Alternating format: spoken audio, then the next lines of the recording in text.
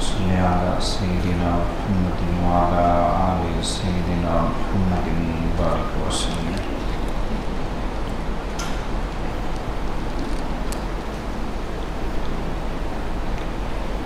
ادب نمبر 8، پیر کی مجلس میں اپنے آپ کو کسی طرح ممتاز نہ کرے اور اپنے تئیں حقیر، نیازمند، تشنگی اور طلب سے بھرا ہوا ظاہر کرے۔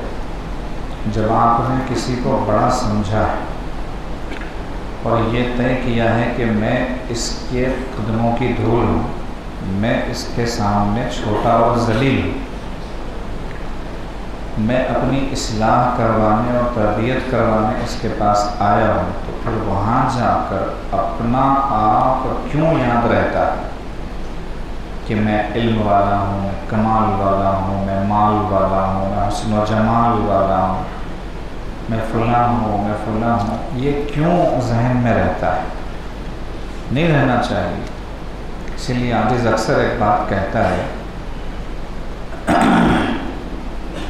کسی کے سامنے اپنے کو چھوٹا کہنا پھر بھی آسان، کہ میں چھوٹا ہوں، وہ میرے بڑے ہیں، وہ میرے شیخ ہیں، پیر ہیں، لیکن ان کے ساتھ چھوٹا بن کے رہنا یہ بہت مشکل ہے۔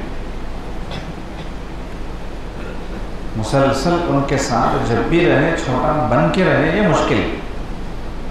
کہنے کو تو کہتا ہے میرے حضرت ہیں، میرے شیخ ہیں، پیر ہیں، لیکن امید یہ رکھتا ہے کہ شیخ اس کے ساتھ کچھ امتیازی معاملہ کرے، کچھ خاص سلوک کرے۔ یہ اندر کا چور ہوتا ہے، کبر کی وجہ سے، عجب کی وجہ سے، روحانی مریض ہوتا ہے، اس لیے ایسا سوچتا ہے۔ یہ سب بھول کر شیخ کی مجلس میں جائے۔ میں جا رہا ہوں کہاں پر؟ اپنے پیر کی مجلس میں، شیخ کی مجلس میں۔ کون ہوں میں؟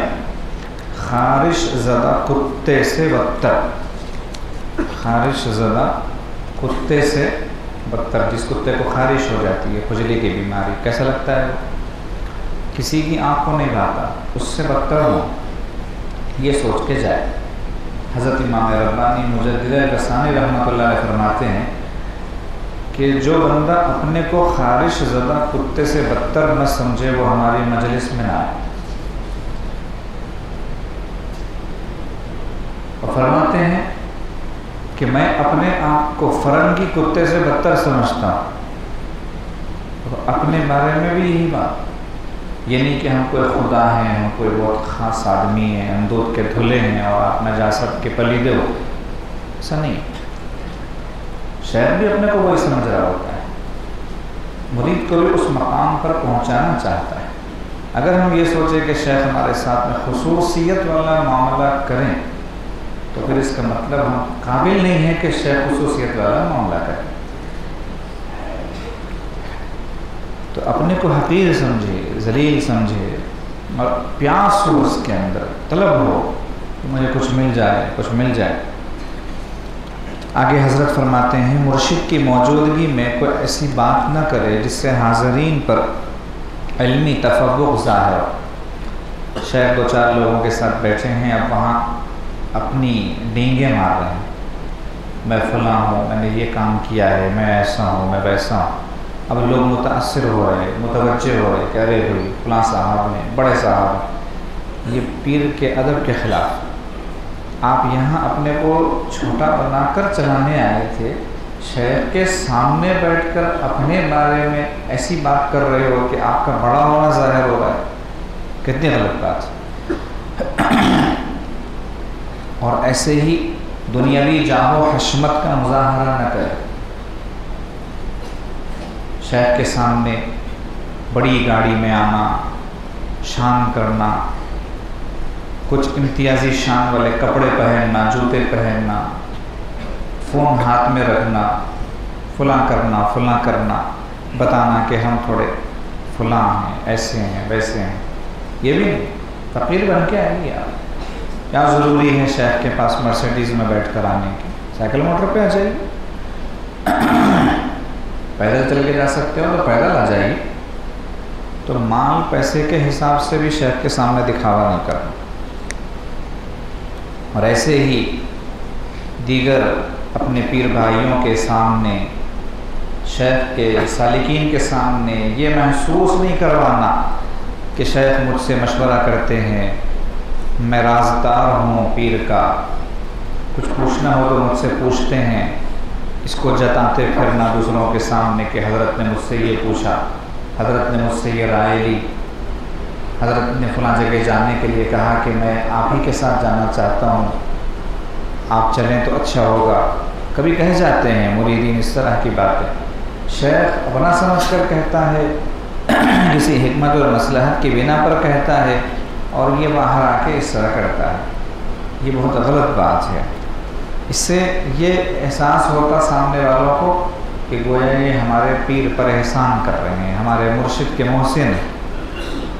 وہ مرید ہی کیا جو یوں محسوس کروائے سامنے والوں کو کہ میں اپنے پیر پر احسان کر رہا ہوں۔ یہ تمام باتیں انانیت کی دلیل ہیں، کبر کی علامتیں ہیں۔ ادب نمبر 9، مرشد کی نشست گاہ پر نہ بیٹھے۔ مرشد کی جو بیٹھک ہے وہاں نہ بیٹھے، اس کے مصلے پر پاؤں نہ رکھے۔ 10واں ادب یہ ہے، بغیر اجازت اس کے سامنے کھانا نہ کھائے، نہ پانی پیے، نہ وضو کرے، نہ اس کے برتن استعمال کرے۔ بالخصوص قریب رہنے والوں کے لیے یہ بات ہے کہ رہتے رہتے بے تکلفی ہو جاتی ہے، ایک طرح کی قریب رہتے ہوئے، ساتھ رہتے ہوئے ایک طرح کی بے تکلفی ہو جاتی۔ پھر وہ شیخ کا برتن بھی استعمال کرتے، پھر وہ جو ہے شیخ کو اپنا دوست ہی سمجھ بیٹھتے، شیخ کے سامنے فون اٹھا لیتے دوسرے کا آیا ہوا، یا فون ملا لیتے اور بے تکلف بات کر لیتے وغیرہ وغیرہ۔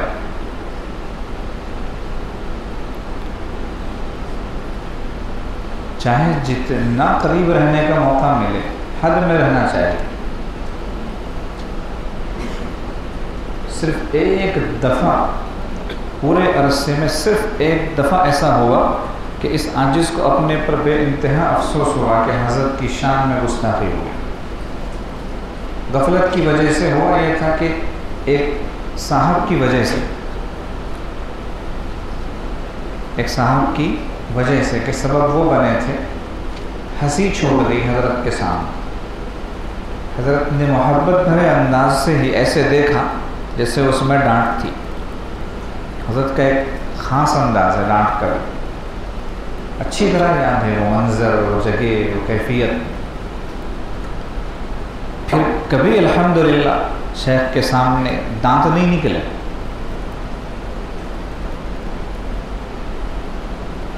تو قریب اور زیادہ رہتا ہے نا بندہ تو بے تکلفی آ جاتی، کبھی بیٹھک تبدیل کر دیتا ہے، دوسرے لوگ آتے ہیں 2 زانوں بیٹھ کے جاتے ہیں، یہ 4 زانوں بیٹھنے والا بن جاتا ہے۔ ٹھیک ہے، وہ عذر ہو تو الگ چیز ہے، مسئلہ ہو تو الگ چیز ہے، اور ویسے 4 زانوں بیٹھنا اتنا بھی برا نہیں ہے جتنا معیوب اور برا سمجھا جاتا ہے، لیکن بے تکلفی شیخ کے سامنے نہیں دکھانی چاہیے۔ کھانا آپ باہر جا کے کھائیے کہیں اور۔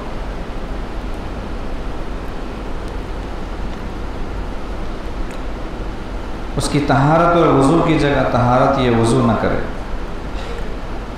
اور ایسے ہی جو آداب شیخ کے سامنے بجا لاتا ہے پیچھے بھی بجا لاتا، تاکہ اخلاص نصیب ہو۔ سامنے تو لوگ بہت دکھاوا کرتے ہیں، حضرت حضرت جی جی جی جی جی، پیچھے جا جا جا جا، سامنے جی جی، پیچھے جا جا۔ فرماتے ہیں مرشد کے سامنے بغیر اجازت کھانے پینے میں مشغول نہ ہونا چاہیے، حتیٰ کہ مرشد اپنے دسترخوان پر بیٹھنے کی اجازت دے تو بیٹھ جائے، ورنہ بخوشی پیچھے ہٹ جائے۔ مرشد کی نظر وہ کچھ دیکھ سکتی ہے جو سالک کی نظر نہیں دیکھ سکتی۔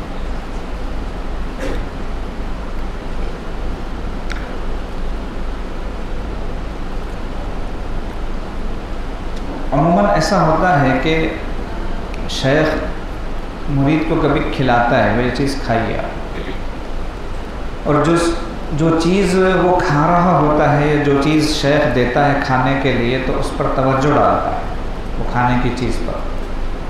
اب جب مرید وہ کھاتا ہے تو توجہ کا اثر ہوتا ہے، کھلا پلا کے توجہ اس کو کہتے ہیں، اس پہ توجہ ڈالتا ہے پھر اس کو دیتا ہے۔ تو شیخ کبھی کچھ دے تو نہ نہیں کرنا چاہیے، کیونکہ یہ نہ کرنا گویا ایسے ہے آپ نے اس کی توجہ کو نہ کر دی.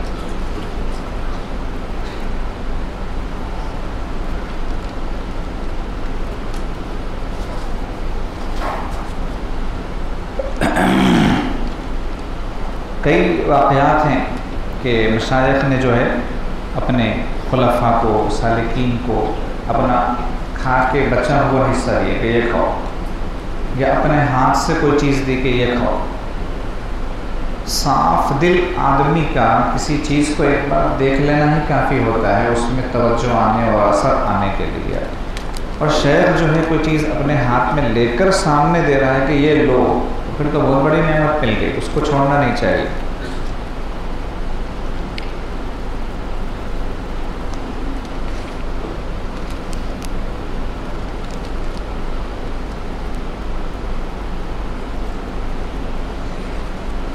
بٹھائیں تو ٹھیک ہے، نہیں بٹھائے تو کوئی بات نہیں.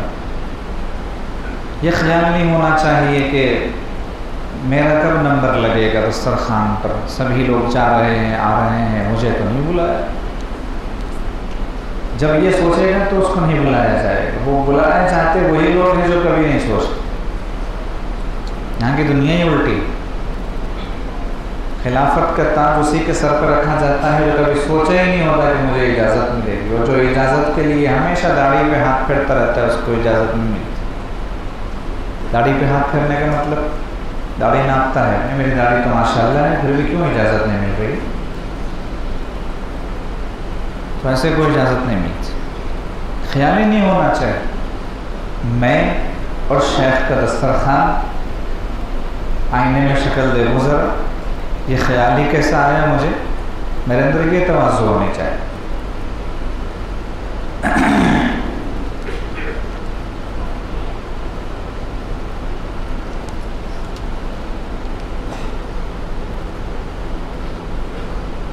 جس جگہ مرشد بیٹھا ہوا ہو اس طرف پاؤں نہ پھیلائے، اس کی طرف منہ کر کے نہ تھوکے، اگرچہ سامنے نہ ہو، اگرچہ سامنے نہ ہو.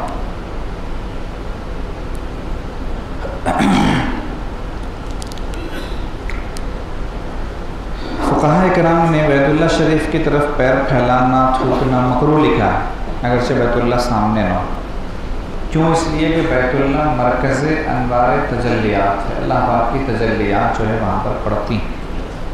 یہیں سے مشائخ نے لیا کہ شیخ کا قلب جو ہے مرکز انوار تجلیات ہوتا ہے، اللہ پاک کی تجلیات اس قلب پر پڑ رہی ہوتی ہیں. اس لیے مرشد کے لیے بھی انہی آداب کی رعایت ضروری ہے. اصل میں اطاعت مقصود ہے. اٹھائے اٹھے، بٹھائے بیٹھے. اوپر بٹھائے تو اوپر بیٹھ جائے، اوپر سے نیچے بٹھائے تو نیچے بیٹھ جائے. یہ نہ سوچے کہ مجھے اوپر بیٹھنا چاہیے میں کیوں نیچے بیٹھا ہوں، فلاں کو اوپر بٹھا دیا مجھے کیوں نیچے بٹھایا. یہ سب چیزیں انتہائی گری پڑی باتیں ہیں، شرافت سے ان کا کوئی تعلق نہیں.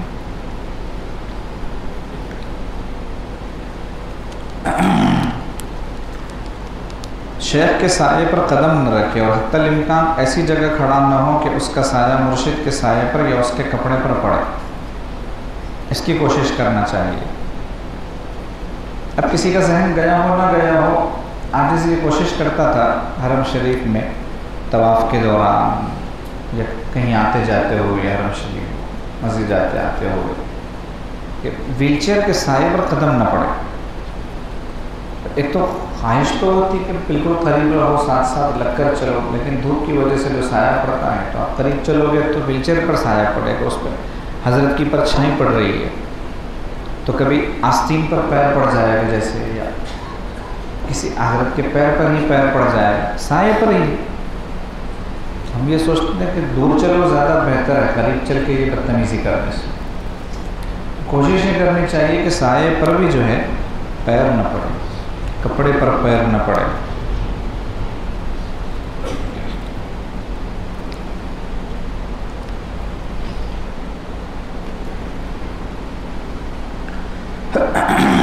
آگے فرماتے ہیں کہ سالک ان آداب کو معمولی نہ سمجھے، کیونکہ چھوٹے چھوٹے ذرے مل کر ہی ریت کے ٹیلے بن جاتے ہیں. چھوٹی چھوٹی بے ادبیاں ہوتی ہیں بڑی بے ادبی تک لے کر جاتی ہیں۔ اچھا، کبھی شیخ کیا کرتا ہے، فائدہ ہو جائے بیچارے کو، اس لیے تھوڑا کھل جاتا ہے کہ اس کے اندر سے جو ایک ڈر خوف کی کیفیت ہے وہ ختم ہو جائے، جو جھجک ہے وہ دور ہو جائے، تاکہ اس کو فائدہ اٹھانا آسان ہو۔ اب مرید سمجھتا ہے کہ شیخ صاحب جو ہے میرے دوست بن رہے ہیں، فرینڈشپ کر رہے ہیں، مجھے ان کی فرینڈشپ ایکسیپٹ کرنی چاہیے، اور پھر ایکسیپٹ کا بٹن دباتا ہے۔ اب شیخ سے ہنسی مذاق دل لگی، شیخ نے اگر کوئی لطیفہ دیا سنایا، خود بھی لطیفہ سنا دیتے ہیں کہ وہ ایک بات مجھے بھی یاد آ گئی، یہ انگلی دیے تو پہنچا پکڑنے، اس کو کہتے ہیں۔ آپ کو شیخ نے اس لیے تھوڑا سا فری کیا کہ آپ اس سے فائدہ اٹھا سکے بے تکلف، آپ اس کے سر پہ سوار ہو۔ شیخ نے اگر کوئی ہنسنے ہنسانے کی بات کہی تو مرید کو چاہیے کہ اس کے جواب میں دوسری بات نہ کرتے حضرت کے سامنے، شیخ کے سامنے۔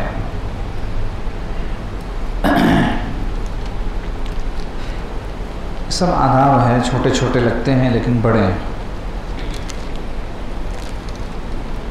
کسی بھی ادب کو چھوٹا نہ سمجھو، بلکہ مرشد کی ذات کو سامنے رکھو، جو مالک حقیقی سے واصل ہونے کا ذریعہ سبب ہے۔ حضرت خواجہ فضل علی قریشی رحمۃ اللہ علیہ کا ایک خادم تھا، قریبی آدمی تھا۔ وہ ایک مرتبہ حضرت کے پاس آیا اور عرض کیا کہ حضرت وہ کچھ محسوس ہی نہیں ہوا، ایسے لگا جیسے بس موت واقع ہو گئی روحانی، لطائف جاری تھے بند ہو گئے، ذکر کے اثرات محسوس ہوتے تھے اب نہیں ہو رہے۔ حضرت نے فرمایا غور کرو، کوئی بے ادبی ہوگی تم سے؟ تو وہ غور کر کے بتایا کہ حضرت چند دن پہلے کی بات ہے کہ آپ کا عصا پڑا ہوا تھا، میں جلدی میں اس پر سے روند کر آگے بڑھ گیا، پیر نہیں رکھا اس پر، اس کو روند کے آگے بڑھ گیا۔ حضرت نے فرمایا یہی وجہ، پھر معافی تلافی کی، توبہ استغفار کیا، کام بنا۔ صحیح دسترخوان کا ادب ہوتا ہے، بات کیا آ گئی دنیا، دسترخوان کو رونگ کر چلے جاتے ہیں۔ آپ میں سے کتنے کر رہے ہوں گے یہاں سحر افطار؟ دسترخوان روندنا دسترخوان کے ادب کے خلاف۔ دسترخوان نبی علیہ السلام کی سنت ہے کہ آپ علیہ السلام دسترخوان پر بیٹھ کر کھانا کھاتے تھے۔ دسترخوان کو یہ اعزاز حاصل ہے کہ نبی علیہ السلام نے اس کا اکرام کیا۔ چنانچہ نبی علیہ السلام کی دسترخوان کی سنتوں میں سے یہ ہے کہ پہلے دسترخوان اٹھانا پھر خود اٹھنا۔ ادب یہ ہے کہ بندہ بیٹھ جائے پھر دسترخوان لگایا جائے، اور پہلے دسترخوان اٹھایا جائے پھر ہم اٹھیں۔ تو نبی علیہ السلام نے جب دسترخوان کا یہ ادب سکھایا ہے تو ہم کتنی آسانی سے دسترخوان کو رونگ دیتے ہیں، اور رزق ہوتا ہے اس پر کھانا، سالن، روٹی، اس پر سے آگے بڑھ جاتے ہیں، رونگ دیتے ہیں اس کو۔ انتہائی بے ادبی اور گستاخی والی بات۔ یہ چھوٹی چیز نظر آتی ہے، لیکن آپ یہ حرکت کرتے ہیں، آپ کا مراقبے کا معاملہ جو ہے وہ گڑبڑ ہو جاتا ہے۔ اب بندہ سوچتا ہے کہ میں آدھا گھنٹہ مراقبہ بڑی آسانی سے کر رہا تھا، یہ 10 منٹ میں اتنی بے چینی کیسی ہو رہی کہ میں آگے ہی نہیں بڑھ پا رہا۔ آپ نے دسترخوان کی بے ادبی کی نا، اس کا نتیجہ ہے۔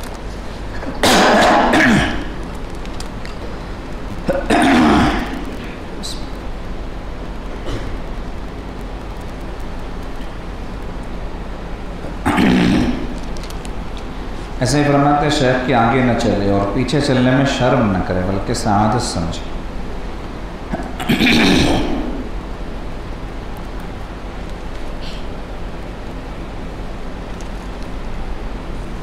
جب شیخ کھڑا ہو تو مرید بھی کھڑا ہو جائے اور اس کے بیٹھنے کے بعد بیٹھے۔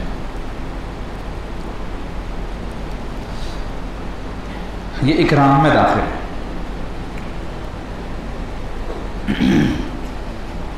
کہ جب شیخ کھڑا ہو تو مرید بھی کھڑا ہو جائے، اور جب شیخ بیٹھے تو مرید بھی بیٹھ جائے۔ بعض حضرات یہاں پر ایک سوال کرتے ہیں کہ نبی علیہ السلام نے صحابہ کرام کو اپنے لیے کھڑا ہونے سے منع فرمایا ہے۔ حدیث مبارکہ ہے لا تقوموا لی کما یقوم العاجم، تم مجھے آتا دیکھ کر ایسے کھڑے مت ہو جاؤ جیسے اجمی لوگ اپنے بڑوں کو آتا دیکھ کر کھڑے ہو جاتے ہیں. بادشاہوں کے ہاں دستور تھا، کسریٰ کے پاس، قیصر کے پاس، فلاں کے پاس کھڑے ہو جایا کرتے تھے. تو نبی علیہ السلام نے منع کیا. تو پھر شیخ تو نبی علیہ السلام سے بڑا ہوا نہیں ہے، شیخ آتے ہیں تو لوگ کھڑے کیوں ہو جاتے ہیں؟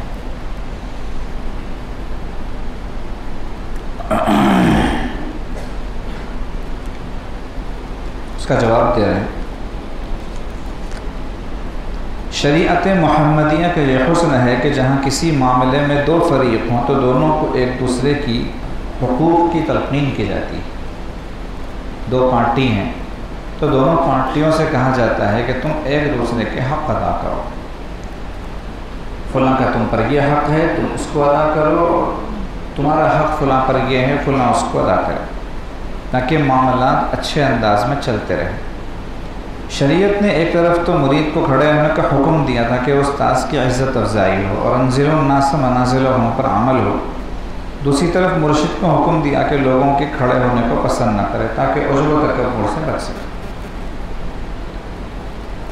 یہ مرشد کا حکم ہے کہ وہ لوگوں کے کھڑے ہونے سے خوش نہ ہو، ان کو کھڑے ہونے سے منع کرے. اور مرید کا کام یہ ہے کہ وہ کھڑا ہو، کرام میں کھڑا ہو. تو مرید کھڑے ہونے کو فرض منصبی سمجھے اور مرشد محبت و پیار سے بیٹھنے کی تلقین کرے. چنانچہ حضرت ابو ہریرہ رضی اللہ تعالیٰ عنہ سے روایت ہے کہ نبی علیہ السلام ہم سے گفتگو کرتے، پھر آپ کھڑے ہوتے تو ہم بھی کھڑے ہو جاتے تھے.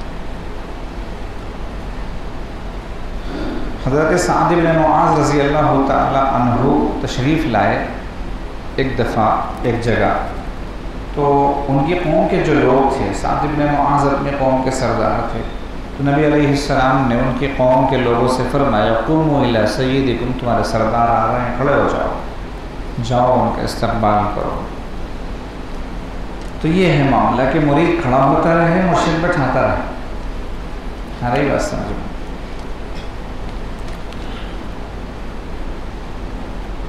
یہ ادب سب سے اہم ہے، اس میں اچھے اچھے پیدل ہیں.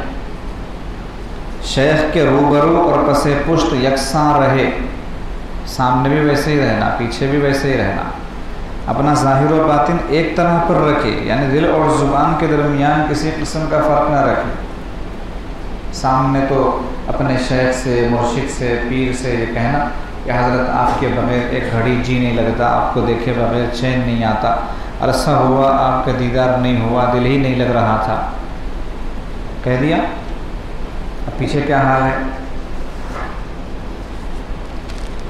پیچھے یہ حال رہتا کہ شیخ کب آنے والے ہیں نہیں پتہ، کب جانے والے ہیں نہیں پتہ، خود کے شہر میں ان کی مجلس ہونے والی ہے اس کا علم نہیں، آن لائن بیان کے لیے لنک بھیجی جا رہی ہے، ان کو یہ نہیں پتہ کہ شیخ کا بیان ہو رہا ہے اور اس وقت شیخ کو کال میں لایا جا رہا ہے. سامنے یہ پیچھے، یہ کون سا ادب ہے؟ آپ کو اتنی تو خبر ہونی چاہیے کہ شیخ آیا ہوا ہے، اس کا بیان ہو رہا ہے. شیخ کی مجالس میں حاضر نہیں ہونا اور سامنے آ کے کہنا کہ حضرت آپ میرے ماوا ہیں، مل جائے. کچھ بھی نہیں، ماوا ہے نا، مل جائے، ٹائم پاس کر رہا ہے. اور مشاعر بھی سمجھتے ہیں ایسے ٹائم پاس ہو، ایسے آئے ہیں بیچارہ، چلو اس کو بول کے خوش ہو رہے ہیں. پیچھے بھی ویسے ہی رہنا، سامنے بھی ویسے ہی رہنا. صدیق اکبر سامنے جیسے محبت سے رہتے تھے نبی علیہ السلام کی خدمت میں، اپنے آپ کو نچھاور کرتے تھے، قربان کرتے تھے، پیچھے بھی ویسے ہی تھے. ابو جہل بھاگا گیا معراج کے واقعے کے بعد، دروازہ کھٹکھٹایا، صدیق اکبر رضی اللہ عنہ باہر آئے. ابو جہل نے کہا پتہ ہے تمہارے دوست نے کیا کہہ دیا؟ یہ کہہ کے زور سے ٹہکا لگایا. عجیب و غریب بات ہو گئی، سنو تو مزہ آئے گا تم کو. کہتے ہیں راتوں رات یہاں سے بیت المقدس گئے، وہاں سے ساتواں آسمان گئے، عرش کی سیر کی، جنت جہنم دیکھا، یہ ہوا وہ ہوا، فجر سے پہلے واپس آئے. ابو بکر کچھ تو سمجھو یار، پیچھے پیچھے کب تک پھرتے رہو گے تم؟ پوری بات سن کے کہنے لگے کوئی مسئلہ ہی نہیں ہے، صحیح فرمایا میں نے وہ یقیناً دے ہیں معراج پر. ایک منٹ کا توقف، آدھے منٹ کا توقف نہیں کیا. اب وہ پریشان ہو گیا، کیسے تو حضرت صدیق اکبر نے فرمایا کہ وہ بیوقوف روزانہ ہر دن محبوب علیہ السلام یہ کہتے ہیں کہ میرے پاس ابھی جبرائیل آئے تھے اور اللہ کے پیغام لائے ہیں اور واپس چلے گئے. پھر تھوڑی دیر بعد اسی مجلس میں کہتے ہیں کہ جبرائیل دوبارہ آئے اور یہ پیغام لائے. تو ایک مجلس میں گھنٹے کے اندر آدھے گھنٹے کے اندر جبرائیل دو مرتبہ ساتوں آسمانوں کے اوپر سے نیچے مدینہ منورہ میں آ کے جا رہے ہیں. تو میرے محبوب نے اگر جانے اور آنے میں پوری ایک رات لگا دی تو کون سے تعجب کی بات کون سے تعجب کی بات. یہ تعلق ہونا چاہیے اپنے شیخ سے.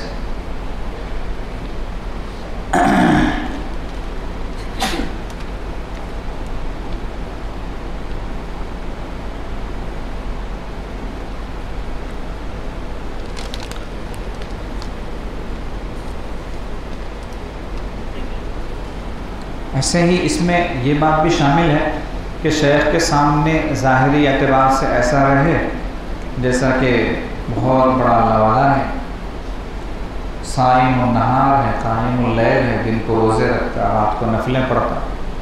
شیخ کے سامنے ایسا ظاہر کر رہا ہے. اور باطن کا یہ معاملہ ہے کہ ماں کا دل دکھایا ہوا ہے، باپ کا دل آزار ہے، فلاں گناہ کرتا ہے، فلاں گناہ کرتا ہے. بتا ہی نہیں رہا شیخ کو.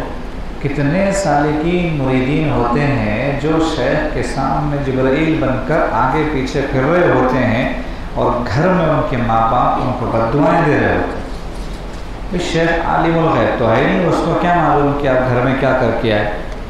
شیخ نے پہلے دن بتائی ہوئی ہے یہ بات کہ آپ کو ہر اچھی بری بات اپنی بتانی، کچا چٹا پیش کرنا ہے، پھر آپ کی اصلاح و تربیت ہوگی. تو شیخ کے سامنے تم کو اپنے آپ کو بنا سوار کے پیش کرنے کے بجائے یہ کہنا چاہیے تھا کہ حضرت اس وقت یہ کیفیت ہے کہ والدہ سے لڑائی ہوئی، میں نے والدہ کو جواب دے دیے، والدہ کو تکلیف پہنچی. پہلے یہ کہنا چاہیے. وہاں آ کے مراقبہ 1 گھنٹہ ہو رہا ہے، نفلیں اتنی پڑھ رہا ہوں، میں فلاں ابن فلاں ہوں، اس سے کیا ہوتا ہے؟ اب شیخ کو علم نہیں ہے کہ یہ اپنی ماں کے ساتھ کیا کیا ہوا ہے. وہ سمجھتا ہے چلو ٹھیک آدمی، کیونکہ اللہ پاک ضروری نہیں ہے کہ ہر وقت شیخ کو باخبر کر دیں کہ اس کا کیا معاملہ ہے. اس لیے آپ خود ہی اپنا ظاہر اور اپنا باطن شیخ کے سامنے رکھ دو.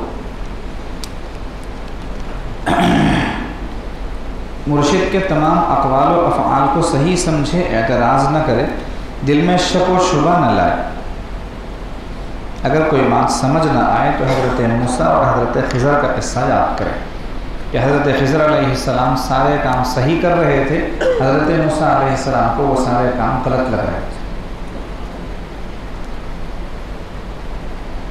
تو اپنے کو کم علم سمجھے گا، کم فہم اور ناقص سمجھے گا، اپنے کو شیخ سے کمتر سمجھے گا، تو پھر یہ سمجھنا آسان ہوگا کہ شیخ جو کر رہے ہیں وہ کسی حکمت مصلحت کے تحت کر رہے ہیں. ان کا معاملہ اللہ جانے، میں تو نالائق ہوں، مجھے کیا پتا. صرف شکوک و شبہات کی وجہ سے کسی سے سن کر یا ایک افضل عمل کو چھوڑتا ہوا دیکھ کر یا کسی موقع پر کوئی ایسی چیز دیکھ کر بدظن ہونا اور اس کے تعلق سے لوگوں میں بولتے پھرنا کھٹیا اور نکمے اور خسیس ہونے کے علامات کہ تم نے بڑا بھی مانا اور اس کو چھوٹا بھی بنا دیا، بڑا بھی مانا اور چھوٹا بھی بنا دیا. ایک عجیب اور غریب مثال دیتا ہے عاجز، لیکن یہ الہامی، یہ کہنا ضروری ہے تاکہ آپ کے اندر اس کی اہمیت آئے. ایک آدمی ماں باپ سے گھن کرنے لگے، گھن، نفرت. حالانکہ شریعت نے کیا کہا ہے؟ وَوَصَّيْنَا الْإِنسَانَ بِوَالِدَيْهِ حُسْنًا، اس نے سلوک، اچھا معاملہ. کیسا اچھا معاملہ؟ کہ سوائے اس کے کہ وہ اللہ اور اس کے رسول کی نافرمانی کی بات کریں، ہر امر میں ان کی بات مانی جائے گی، ہر معاملے میں. ایک آدمی آیا، اس نے کہا یا رسول اللہ، ماں باپ کے ساتھ کب تک اس نے سلوک کروں میں؟ میرے ساتھ زیادتی کر رہے ہیں، ظلم کر رہے ہیں مجھ پر. نبی علیہ السلام نے فرمایا پھر بھی اس نے سلوک کیا۔ اس نے پوچھا یا رسول اللہ وہ لوگ ظلم کریں؟ کہا پھر بھی اس نے سلوک کیا۔ پھر پوچھا اس نے یا رسول اللہ وہ لوگ ظلم کریں؟ پھر بھی اس نے سلوک کیا۔ 3 مرتبہ نبی علیہ السلام نے فرمایا کہ اگر وہ ظلم کرے تو تم پھر بھی اس نے سلوک کرو۔ ماں باپ کے ساتھ شریعت کی یہ تعلیم ہے۔ اب ایک آدمی گھن کرے کیا گھٹیا حرکت ان دونوں نے کی ہے کہ میں دنیا میں آیا، کوئی کہے گا؟ مثال بہت خطرناک قسم کی ہے لیکن سمجھانا چاہتا ہے، آج اس کہیں اور لے جا رہا ہے۔ یہ مثال سمجھ میں آئی؟ کوئی ایک پوری دنیا میں اب تک جب سے دنیا بنی ہے یہ بات کہا، اور اگر کہا تو اس کا کیا درجہ ہے، کس کیٹیگری میں اس کو شامل کیا جائے گا؟ ایسے ہی شیخ سے فیض اٹھا کر، شیخ سے فائدہ اٹھا کر، شیخ کی توجہ سے انسان بن کر، شیخ کی برکت سے لوگوں کو منہ دکھانے کے قابل بن کر شیخ پر انگلی اٹھانے کی مثال۔ آ رہی بات سمجھ؟ ایک عام مومن کے بارے میں نبی علیہ السلام نے فرمایا کہ مومن کے ساتھ اچھا گمان رکھو۔ محدثین نے تشریح کی، فرمایا کسی کو دور سے تم نے دیکھا کہ شراب کی بوتل ہاتھ میں لیے ہوئے ہے تو فوراً یہ فیصلہ نہ کرو کہ یہ شرابی ہے، شراب پی رہا ہے، کیا پتہ اس میں دوائی ہو، کیا پتہ اس میں دوائی ہو۔ آپ حسن ظن کرو کہ کیا پتہ کسی شراب پینے والے کے ہاتھ سے اس نے وہ بوتل چھینی ہے اور اپنے ہاتھ میں پکڑی ہوئی ہے کہ میرے بھائی تم یہ شراب نہ پیو، اور آپ نے اسی کو شرابی سمجھ لیا۔ تو صرف شراب کی بوتل کو ہاتھ میں دیکھ کر بدگمانی نہیں کی جاتی۔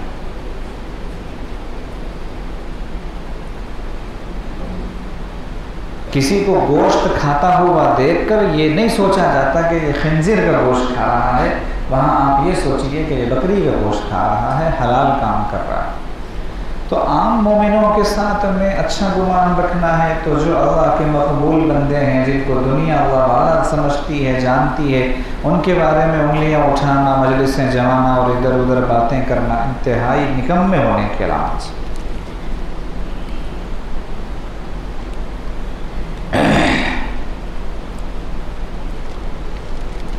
حضرت مولانا قاضی ثناء اللہ پانی پتی رحمۃ اللہ علیہ، یہ ہمارے سلسلے عالیہ کے مشاہد میں سے ہی ہیں، وہ لکھتے ہیں کہ مرشد اگر پرہیزگاری اور استقامت والا ہے تو احیاناً اس سے کوئی خلاف شرع بات سرزد ہونے پر بھی اعتراض نہیں کرنا چاہیے بلکہ تعویل کرنی چاہیے۔ روزانہ فجر کی نماز پڑھتا ہی ہے شیخ، کسی ایک دن اگر نہیں پڑھا، استقامت ہے شریعت پر، استقامت ہے سنت پر، اس سے کسی وقت خلاف شرع بات سرزد ہو گئی تو اس کو پکڑ لے کہ دیکھو انہوں نے ایسے کیا، یہ غلط ہے، بلکہ وہاں تعویل کرنی چاہیے، اور کسی مجبوری، حالت استغراق یا اپنے واقف نہ ہونے پر محمول کرنا چاہیے۔ نماز کا وقت تو جو ہے لمبا ہوتا ہے، 1 آدھ گھنٹے، 1.5 گھنٹے، 2 گھنٹے، 3 ساڑھے 3 گھنٹے پہنچ لیا ہوا ہوتا ہے، تو آپ نے پورا وقت دیکھا شیخ کو، پورا وقت دیکھا، آپ نے فیصلہ کر لیا کہ نماز نہیں پڑھی۔ اب کیا کیفیت تھی اس وقت، کیا معاملہ تھا، کیا ہوا تھا، اللہ بہتر جانے۔ چلے مان بھی لیں کہ نہیں پڑھے تو نبی علیہ السلام کی فجر کی نماز بلا دی گئی، حضرت بلال کو عین وقت پہ آنکھ لگ گئی، پورا کا پورا قافلہ سو گیا، سورج کی روشنی پڑی تو سب کی آنکھ کھلی۔ بلال رضی اللہ تعالیٰ عنہ سے نبی علیہ السلام نے ناراضگی کا اظہار کیا تو حضرت بلال نے کہا یا رسول اللہ، جس اللہ نے آپ کو سلایا مجھے بھی سلا دیا، I am very very sorry, ایسے کہا انہوں نے حضرت بلال رضی اللہ تعالیٰ عنہ نے۔ شریعت نے قاعدہ بتایا، نبی علیہ السلام نے خود فرمایا من نام عن صلاۃ ونسیہا فلیصلیھا اذا ذکرھا، نماز چھوڑ کے سو گئے یا بھول گئے تو پھر جب یاد آ جائے تو فوراً پڑھ لو، کوئی مسئلہ نہیں ہے، تم کو کوئی کچھ نہیں بولے گا۔ اتنی وسعت ہے ہماری شریعت میں۔ جیسے میں نے ایک مجلس میں کہا تھا 2-3 دن پہلے غالباً کہ اپنی اولادیں ننگی پھر رہی ہوں اور شیخ کی اولاد کے شلوار ناپے جا رہے ہوں کہ ٹخنے سے اوپر ہے کہ نیچے، یہ نہیں ہونا چاہیے۔ اگر فجر ان کی چھوڑ گئی یا ظہر ان کی چھوڑ گئی تو وہ ولی سے تلی نہیں ہو جاتے، ولی ہی رہتے ہیں، ولی ہی رہتے ہیں۔ زنا کا فعل بھی اگر صادر ہو جائے تو صحابی کی صحابیت ختم نہیں ہو رہی، تو ولی کی ولایت ختم ہونے کے فیصلے تم کیوں دیتے ہو؟ ایک بدنظری پر اگر بدنگاہی کر لے شیخ، مثال کے طور پہ مان لو، اس کے کافر ہونے کا فتویٰ دے دیا جاتا ہے، شیخ بدنگاہی کر، صحابی سے اگر زنا کا صدور ہوا ہے تو نبی علیہ السلام نے اس کی صحابیت واپس نہیں کی، وہاں تعبیر سکھائی نبی علیہ السلام۔ بہت تفصیلی واقعہ ہے، حضرات اہل علم جانتے ہیں۔ وہ آئے میں کہ یا رسول اللہ گناہ ہو گیا، کہا نہیں ہوا ہوگا تم سے گناہ، تمہارا خیال ہے۔ نہیں یا رسول اللہ میں نے ایسے کہ نہیں بھائی تم نے بس دیکھ لیا ہوگا۔ پھر میں کہا نہیں یا رسول اللہ، کہا نہیں یار بس تم نے ایسے ہی کچھ تھوڑا بہت کر لیا ہو۔ نبی علیہ السلام تعویل پہ تعویل کر رہے، تعویل پہ تعویل۔ لیکن جب معاملہ ایسا ہوا کہ انہوں نے صاف کھل کر پوری بات کہی تو وہاں پر ایک لفظ ہے بخاری شریف کی روایت میں اہل علم جانتے ہیں۔ تو نبی علیہ السلام نے پوچھا کہ اچھا ایسے کیا؟ تو انہوں نے کہا کہ نعم یا رسول اللہ ایسے کیا۔ تو نبی علیہ السلام نے فرمایا اچھا ٹھیک ہے، پھر اب اس کا جو ہے فیصلہ ہو آگے جو ہو۔ لیکن اللہ پاک نے جب توبہ ان کی قبول کی ہے تو وہ توبہ کے بارے میں نبی علیہ السلام نے فرمایا کہ پورے مدینے والوں پہ اگر یہ توبہ تقسیم کی جاتی تو پورے مدینے والوں کی مغفرت ہو جاتی۔ تو کبھی اللہ پاک کوئی غلطی کوئی گناہ کسی بڑے سے کرواتے ہیں تو اس میں ہزاروں حکمتیں اور مصلحتیں ہوتی ہیں، اور میں اللہ کی قسم کھا کر یہ بات کہتا ہوں کہ اگر کوئی ولی، کوئی اللہ والا، کوئی ایسا آدمی جس کو دنیا اچھا سمجھتی ہو، بزرگ سمجھتی ہو، وہ غلطی کر بھی لے، اس سے غلطی ہو بھی جائے، تو ہم اس غلطی کے وقت میں عین جس وقت وہ غلطی کر رہا ہے اس وقت ہم تہجد کی نیت باندھ کر کھڑے ہو اور پورے خوش و خضوع کے ساتھ تہجد پڑھ رہے ہو، عین اسی وقت شیخ غلطی کر رہا ہے، پھر بھی شیخ افضل ہے مجھ سے نیچے، پھر بھی شیخ افضل ہے مجھ سے نیچے، کیونکہ اس وقت میں بھی شیخ کا ایمان میرے ایمان سے بڑھ کر، شیخ کا یقین میرے یقین سے بڑھ کر، شیخ کا تقویٰ میرے تقویٰ سے بڑھ کر۔ ایکسیڈنٹ ہو جانا ڈرائیور کے اناڑی ہونے کی علامت نہیں ہوتی ہے، ماہر ایکسپرٹ سے بھی ایکسیڈنٹ ہو جاتا ہے۔ جہاز اڑانے کے لیے پائلٹ کو ہزار مرحلوں سے گزار کے ایئرکرافٹ دیا جاتا ہے کہ تم اب اس جہاز کو لے کر جا سکتے ہو، فلائی کر سکتے ہو، وہ جہاز کو نیچے گرا دیتا ہے، خود بھی مرتا ہے، سینکڑوں لوگوں کو لے کے دنیا سے جاتا ہے۔ کیا ایویشن والوں پر یہ الزام آتا ہے کہ تم نے اس بندے کو اناڑی کو بغیر امتحان لیے بغیر چیک کیے رکھا تھا، اب آج کی تاریخ سے کوئی پلین اڑے گا نہیں؟ ہوتا ہے کبھی نہیں ہوتا، ماہر سے بھی ایکسیڈنٹ ہو جاتا ہے۔ اس سے بھی آگے کئی دفعہ ایسے ہوتا ہے کہ ایک آدمی کسی کو ڈرائیور رکھا ہوتا ہے، وہ ڈرائیور اس کی گاڑی کا ایکسیڈنٹ کرتا ہے، گاڑی کو نقصان ہو جاتا ہے، ہزاروں روپے اس کی مرمت پر لگ جاتے ہیں، ڈرائیور کو نقصان پہنچتا ہے، اپنے جیب سے گاڑی بھی درست کرواتا ہے، ڈرائیور کا علاج بھی کرواتا ہے، اور اس کے اچھے ہونے کے بعد اسی کو کنٹینیو کرتا ہے۔ یہ نہیں کہتا کہ تو نے میری گاڑی کا ایکسیڈنٹ کیا تھا، خود کا بھی نقصان کیا، میری گاڑی کا بھی نقصان کیا، نکل جا میرے پاس سے، نہیں بولتا۔ معلوم ہے اس کو اس ڈرائیور کے بارے میں کہ یہ کتنا ماہر ہے، کتنا ایکسپرٹ ہے، کتنا وفادار ہے، کیا کہ اس میں خوبیاں ہیں۔ یہ غلطی وہ تو کسی سے بھی کبھی بھی ہو سکتی ہے۔ غلطی اگر نہ ہو تو وہ انسان ہی نہیں ہے، وہ تو فرشتہ ہے، انسان سے غلطی ہو سکتی ہے۔ یہ ایک ایسا موٹا اور انتہائی یعنی آسان سمجھ میں آنے والا مسئلہ ہے کہ اگر یہ مسئلے میں کوئی پیچیدگی پیدا کر رہا ہے اور نہ سمجھنے کی کوشش کر رہا ہے تو وہ شرارت کر رہا ہے، وہ سازشی ذہن میں مبتلا ہے بس۔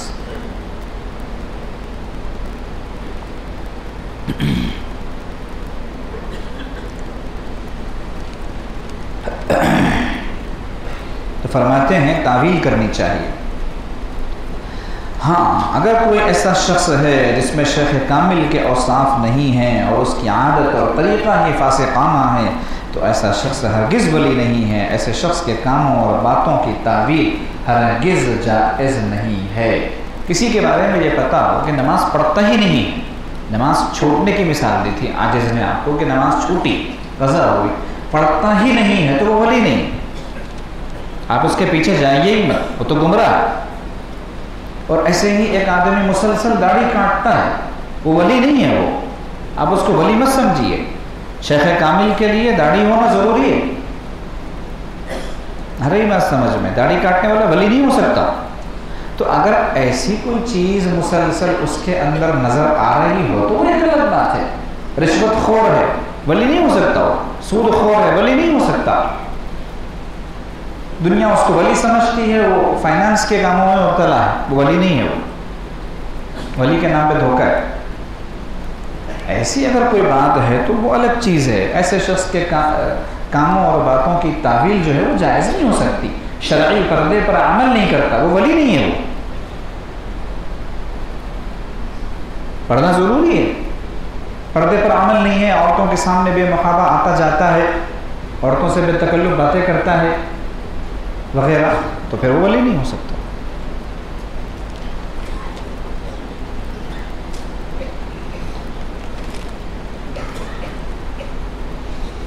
لا الہ الا اللہ۔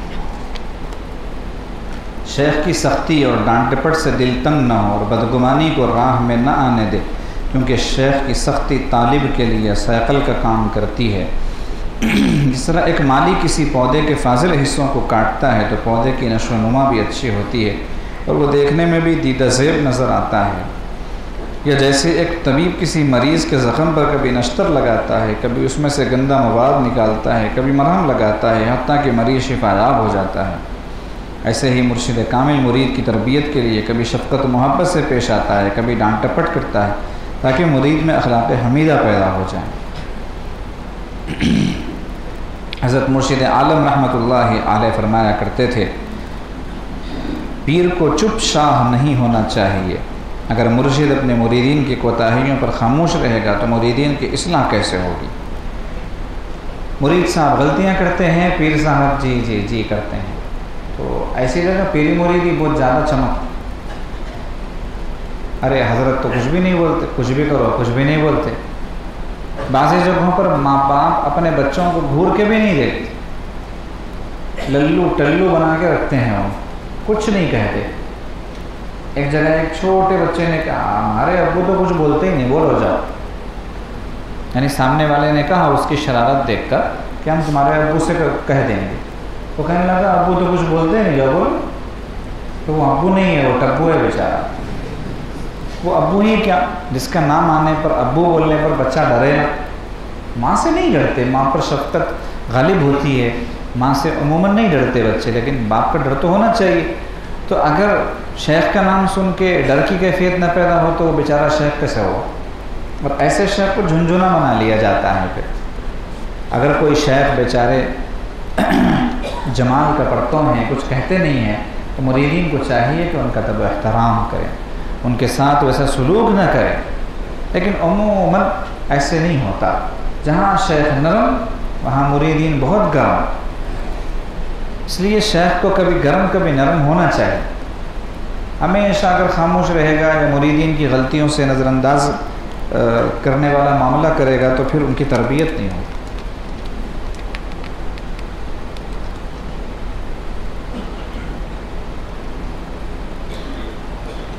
حضرت مرشد عالم رحمۃ اللہ علیہ فرمایا کرتے تھے جب تک دب نہ ہو ادب نہیں پیدا ہوتا۔ یہ بھی فرمایا کرتے تھے مرشد اگر بلا وجہ کسی چوراہے پر کھڑا کر کے مرید کو جوتے مارے تو بھی مرید کو چاہیے کہ جوتا اٹھا کر دے، بغیر کسی وجہ کے کہا ہے۔ وجہ ہو تو ڈانٹنا ہی چاہیے، مارنا ہی چاہیے۔ یہاں تو جب مرید کو ڈانٹا جاتا ہے، مطلب یہ ہے کہ سلوک کی دنیا میں کوئی شیخ کسی مرید کو ڈانٹتا ہے تو مرید سوچنے لگتا ہے کیوں ڈانٹا، کیا ہوا، غلطی کتنی تھی اور ڈانٹا کتنا، مجمع میں کیوں ڈانٹا، تنہائی میں بلا کے کیوں نہیں کہا، ان کے سامنے کیوں کہہ دیا، ان کے سامنے کیوں کہہ دیا؟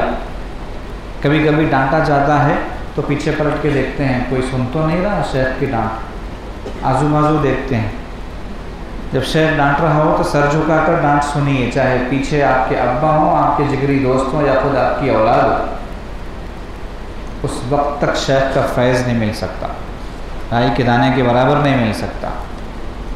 جس مرید کو شیخ کے ڈانٹنے پر اعتراض ہو، اس مرید کو اپنی مریدی سے توبہ کرنا چاہیے۔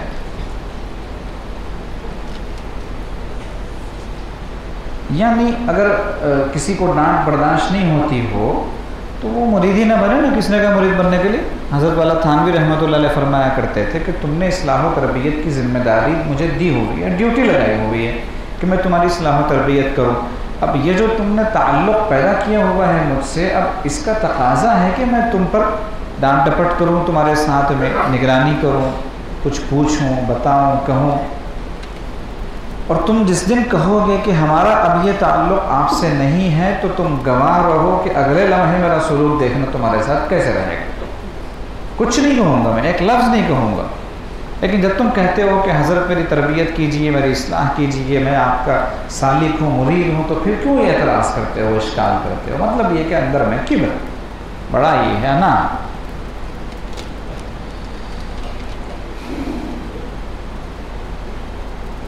اور مشائخ کا معاملہ کیا ہوتا ہے؟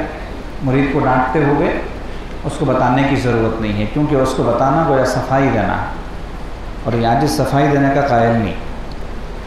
اور تو سبھی کو معلوم ہے کہ مرید کو مرشد ڈانٹنا کیوں، جس سے ایک پیسے کا کوئی مطلب نہیں ہے۔ اس کو ڈانٹ رہا ہے تو کیا مطلب ہوگا خود ہی سوچی۔ ایک پیسے کا مطلب نہیں ہے، وہ آئے آئے جائے جائے، مریدی باقی رکھے رکھے نہ رکھے نہ رکھے، سلام کرے کرے نہ کرے نہ کرے۔ اب ایسے بندے کو اگر مرشد ڈانٹ رہا ہے تو سوچو اس کی کیا غرض ہوگی ڈانٹنے میں؟ اللہ کے لیے کر رہا کہ یہ بندہ اللہ تک پہنچ جائے، جو رکاوٹ اس کے راستے کی ہے وہ ختم ہو جائے۔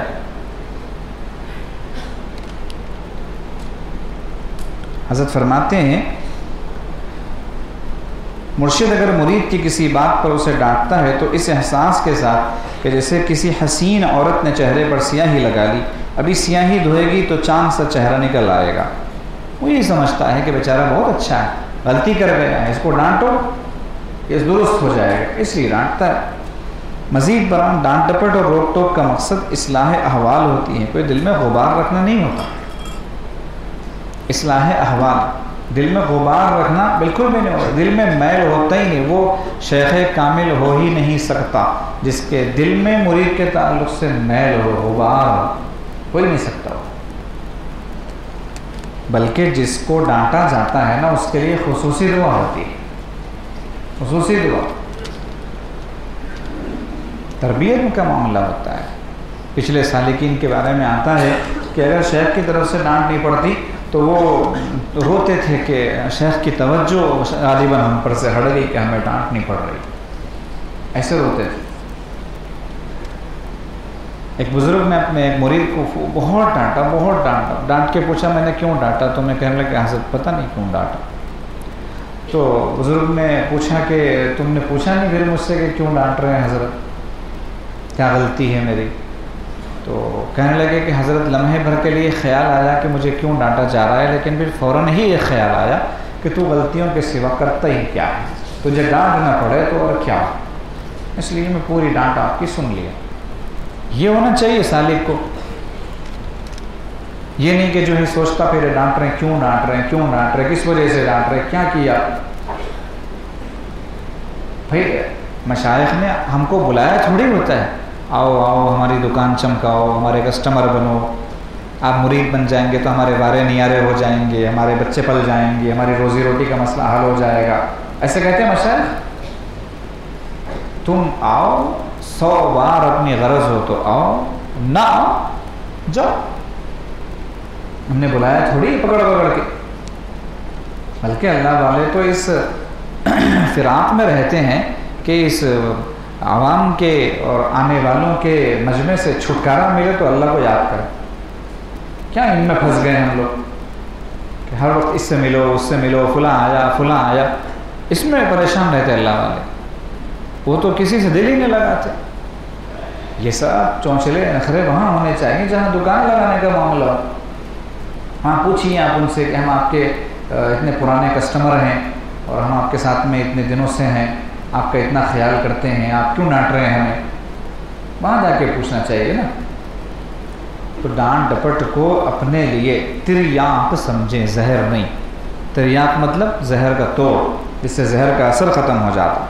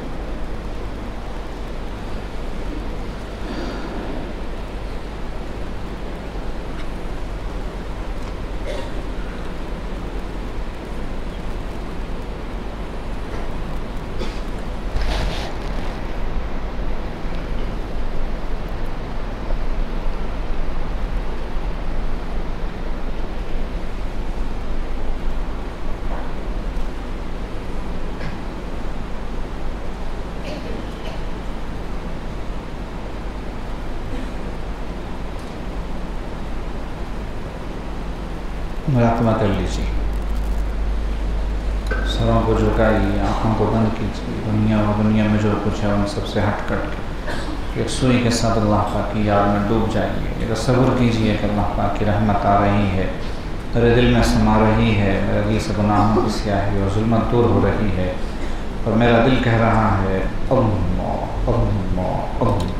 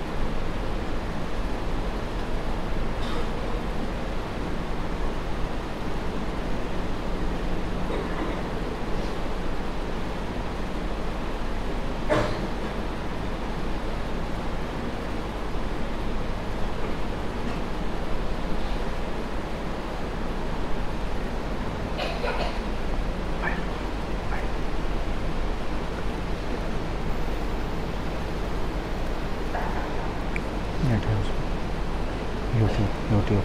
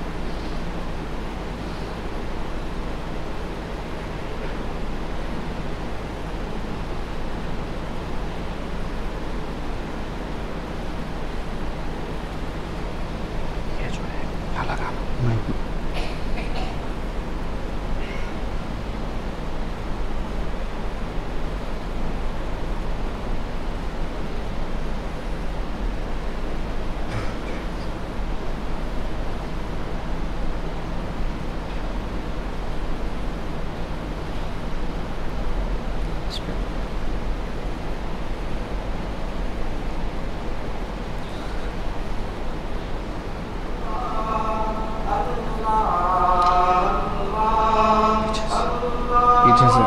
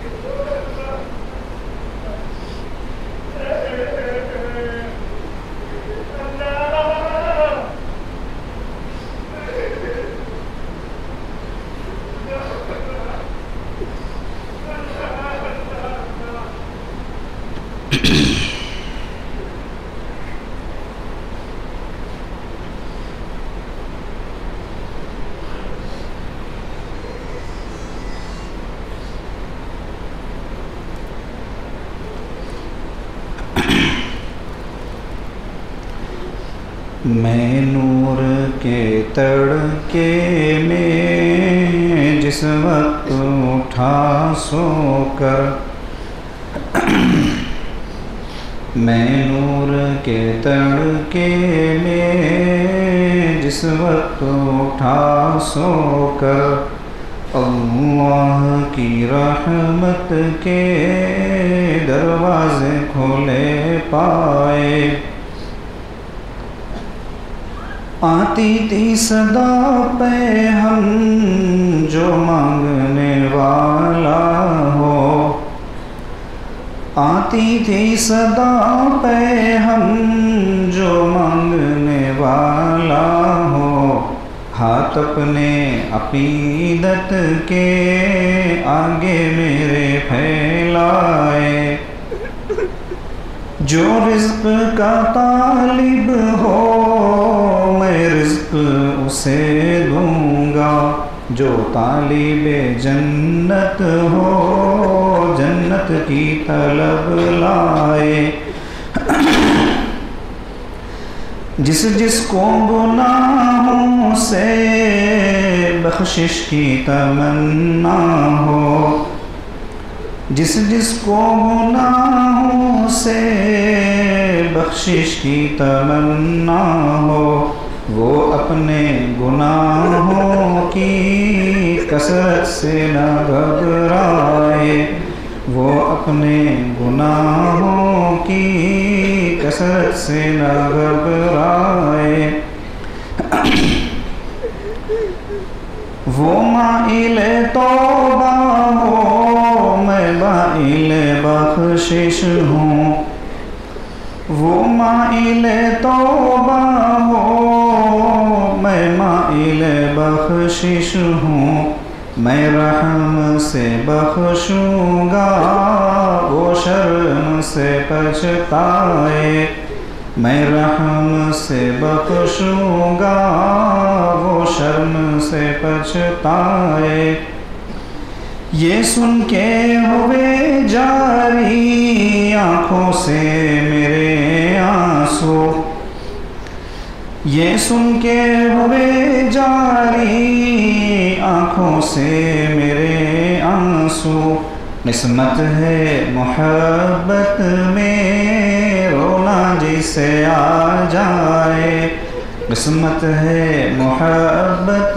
میں رونا جسے آ جائے، قسمت ہے محبت میں رونا جسے آ جائے، آقا گدا پرور حاضر ہوں تیرے در پر، آقا گدا پرور حاضر ہوں تیرے در پر، میں اور تو کیا مانگوں تو ہی مجھے مل جائے، میں اور تو کیا مانگوں تو ہی مجھے مل جائے، میں اور تو کیا مانگوں تو ہی مجھے مل جائے، لا الہ الا اللہ سبحان ربی العلی الوہاب، اللہم صلی علی سیدنا محمد وعلی آل سیدنا محمد وبارک وسلم،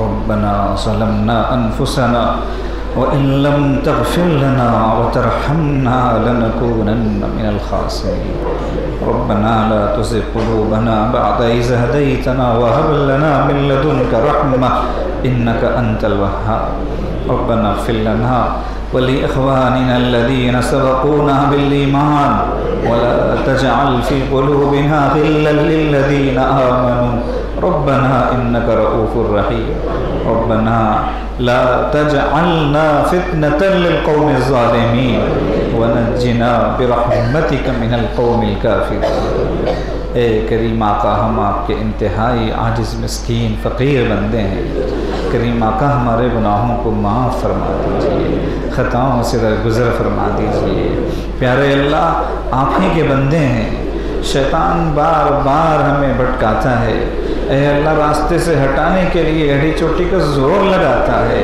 नफ्स पूरी कोशिश करता है, बहकाने के पूरे हरबे इख्तियार कर लेता है। और अल्लाह भी ने फरमाया कि इंसान कमज़ोर पैदा किया गया है। प्यारे अल्लाह, हम अपनी कमज़ोरी की वजह से उनका शिकार हो जाते हैं, लेकिन अल्लाह दिल अंदर से कह रहा होता है कि बंदे कुछ शर्म कर, तो अल्लाह का बंदा है, उन्हीं का दिया हुआ खाता है, उन्हीं का दिया हुआ पहनता है, उन्हीं की दुनिया में रहता है और उन्हीं से बेवफाई करता है। ऐ अल्लाह, हमारा नफ्स लव्वामा हमें मलामत करता है और हमें अफसोस होता भी है, और हम आपके सामने हाथ फैला भी देते हैं मुतबर्रक रातों में, मुक़द्दस रातों में, ख़ास मौक़ों पर अल्लाह रो भी लेते हैं, गड़गड़ा भी लेते हैं, पुख्ता इरादा भी कर लेते हैं, फिर मस्जिद से बाहर निकलते हैं, शैतान हमें मर्दूदीन की सब में खड़ा कर देता है, महरूम कर देता है।